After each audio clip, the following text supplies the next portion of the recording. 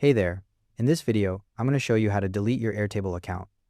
I'll be walking you through this on the web version, though the process is similar on the desktop app. If you own any paid workspaces on a team or business plan, there's an important step you need to handle first. You'll need to remove the payment methods from each of those workspaces before you delete your account. This prevents you from getting billed after your account is gone. To do this, open your account overview, select the workspace from the Workspace Settings section, and click Remove in the Payment Details section. Repeat this for each paid workspace you own.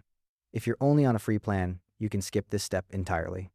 From the Airtable home screen where you can see your workspaces and bases, look for your profile icon in the top area and click on it. A drop-down menu will appear with several options. From that drop-down menu, click on Account. This opens your account overview page where all your personal account details are managed. Once you're on the account overview page, scroll all the way down to the bottom. Keep scrolling until you reach the very end of the page. At the bottom, you'll see a link that says Delete your Airtable user account. Click on that link.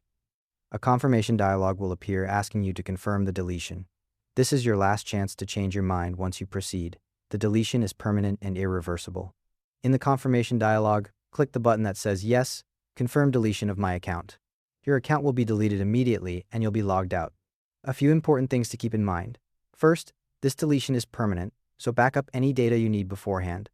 Second, if you had workspaces or bases that were shared with other collaborators, those won't be deleted when your account is deleted. They'll remain accessible to the other users.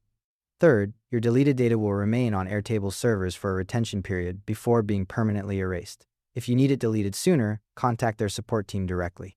Finally, if you don't see the delete option at all, your account might be part of a business or enterprise scale plan managed by your organization's admin. In that case, reach out to your admin to request account deletion. And that's how to delete your Airtable account. Thanks for watching.